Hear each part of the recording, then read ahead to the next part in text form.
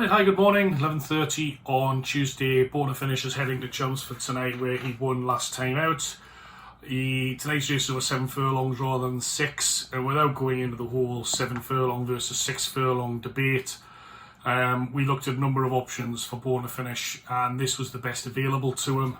I think there was a temptation to try and keep him to 6 after his win last time out, but when the handicapper raised him £3, putting him up to 68, it took the 0 to 65 options off the table, and we didn't really want to wait much longer than this week to run him. There are a couple of races at Newcastle which theoretically he could have gone for alternatively today on Friday night, but the races at Newcastle, for some not very obvious reason, with the exception of the 5 furlong races, the 6 and 7 furlong races are being run very tactically. They don't seem to be going very much pace at all, and they seem to be struggling to get up the hill a little bit, which could play into Born Finish's hands.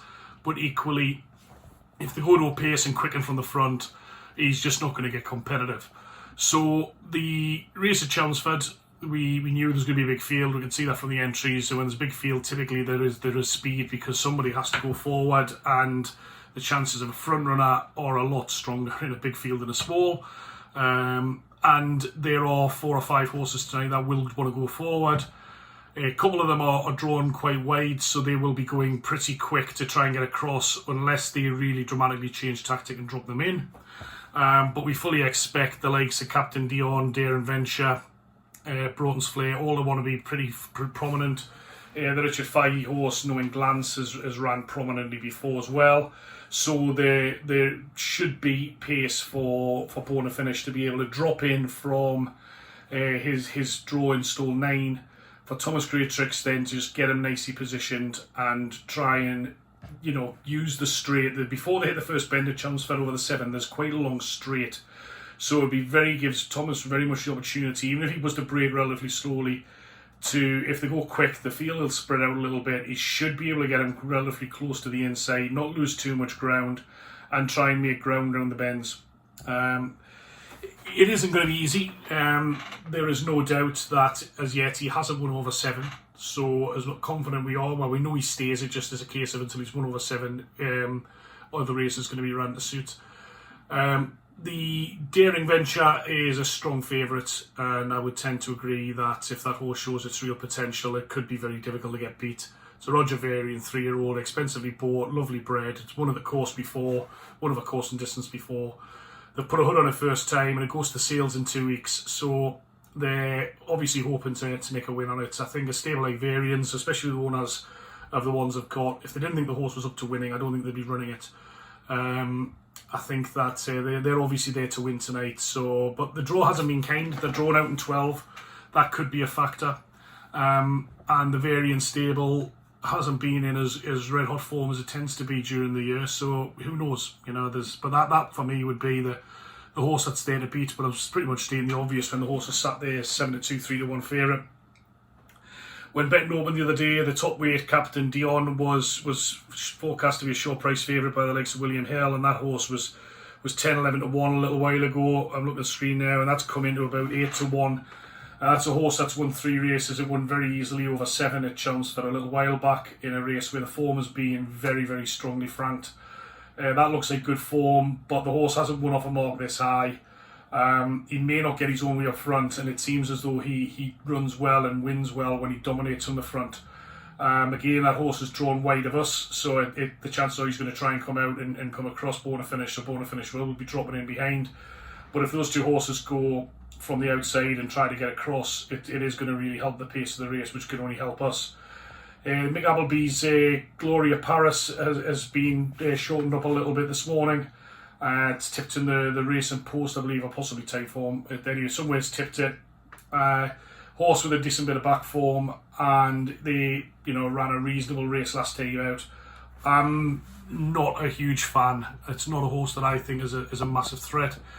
Broughton's Flare ran a very good second last time out. Philip McBride's good trainer, and that's a horse that could do well. And the Fahey horse, Knowing Glance, won last time out, as did the Robert Stevens horse, Secondo. So it's a competitive heat. Ed is absolutely delighted with Born Finish. I spoke to him a little while ago, and he knows the horse is very, very fit and well. He ate up brilliantly last night. He's had his bloods done. Absolutely, everything is spot on.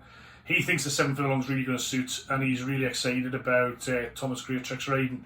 So Ed would be very disappointed if we're not in the first 2 or 3. He is slightly concerned about the Variant horse. I think he's very much on the same page as what I am. That horse could be just a cut above what else is in this race. It's the one horse that's got real potential to improve where the rest of them are relatively exposed.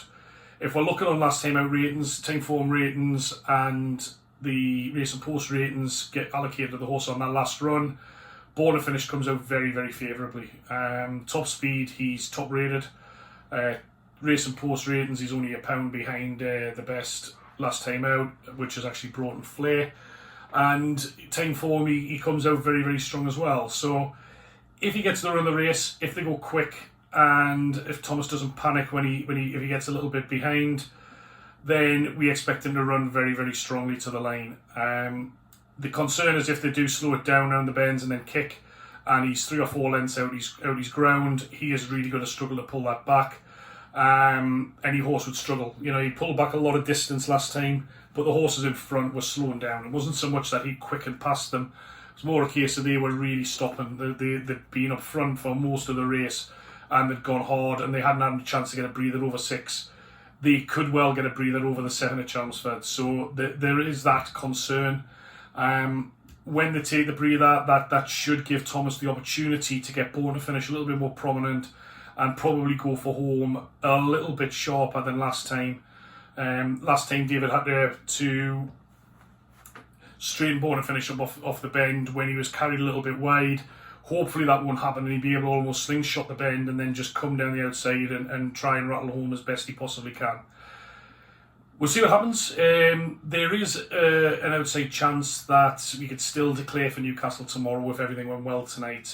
But I think the travel to Chelmsford and back and then to Newcastle would just be far too much for the horse in such a short period of time. So those of you asking about Newcastle, it is highly unlikely to happen. If he used to go win by 6 or 7 lengths tonight, hard held, then we probably would go there to try and avoid a penalty. Go there to avoid the handicapper penalty and take the £7. But as I say, that is all irrelevant until tomorrow. Best of luck to everybody, and if anybody has any questions whatsoever, then feel free to give me a shout. Thanks very much.